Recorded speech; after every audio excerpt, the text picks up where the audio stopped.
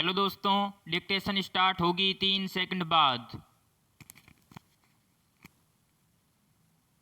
Start. यह एक आश्चर्यजनक सत्य है कि भारत में वर्षा के मौसम में एक क्षेत्र में बाढ़ की स्थिति होती है, जबकि दूसरे क्षेत्रों में भयंकर सूखा होता है। पर्याप्त वर्षा के बावजूद लोग पानी की एक एक बूंद के लिए तरसते हैं तथा कई जगह संघर्ष की स्थिति भी पैदा हो जाती है। इसका प्रमुख कारण यह है कि हमने प्रकृति प्रदत्त अनमोल वर्षा जल का संचय नहीं किया और वह व्यर्थ में बहकर दूषित जल बन गया। वहीं दूसरी ओर मानवीय लालसा के परिणाम स्वरूप भूजल का अंधाधुंध दोहन किया गया, परंतु धरती से निकाले गए इस जल को वापस धरती को नहीं लौटाया गया।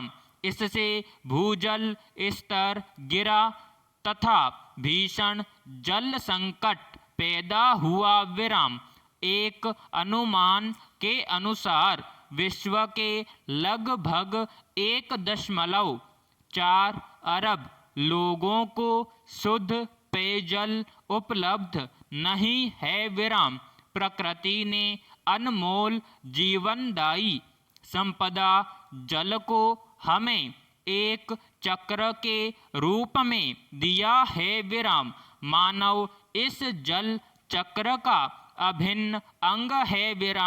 इस जल चक्र का निरंतर गतिमान रहना अनिवार्य है।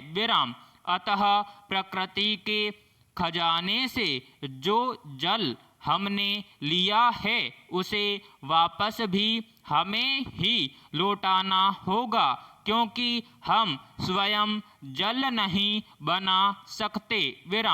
अतः हमारा दायित्व है कि हम वर्षा जल का संरक्षण करें तथा प्राकृतिक जल स्रोतों को प्रदूषण से बचाएं और किसी भी कीमत पर पानी को बर्बाद न होने दें। पैराग्राफ।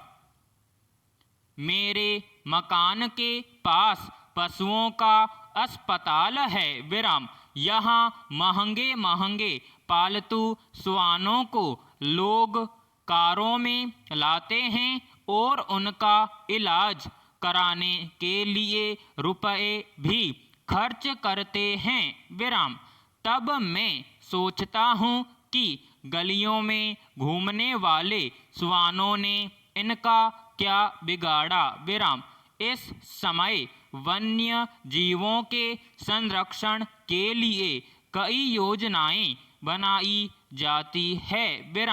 इसके लिए पशु प्रेमी भी विचार विमर्श करते हैं, लेकिन अंतिम निर्णय धरातल पर आने से पहले ही सब कुछ समाप्त हो जाता है। आज शहरी क्षेत्र के इंग्लिश स्कूलों में पढ़ने वाले बच्चों को वन्य जीवों की कोई खास जानकारी नहीं है। वे केवल अपनी किताबों में छपे फोटो देख कर ही समझने का प्रयास करते हैं कि फला जानवर वन्य जीव है और उसका भोजन इस तरह का है। पिछले दिनों बर्ड फ्लू की आशंका हुई तो कई पक्षी प्रेमियों तथा विभिन्न प्रांतों की सरकारों ने कई योजनाएं बनाई, लेकिन आज क्या स्थिति हो गई है बताने की दरकार नहीं है। आज वन्य जीवों की संख्या धीरे धीरे कम होने लगी है विराम।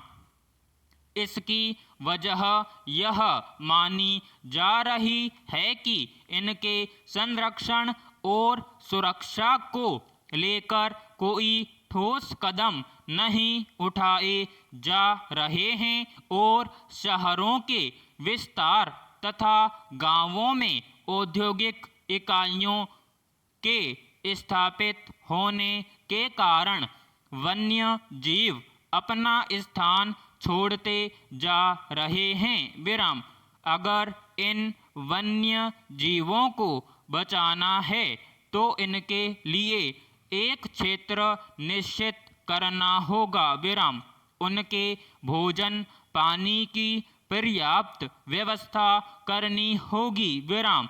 जब देश में कोरोना की वजह से पूर्णबंदी हुई तो उस समय भी कई जानवर भूख के मारे इधर उधर भटक रहे थे विराम।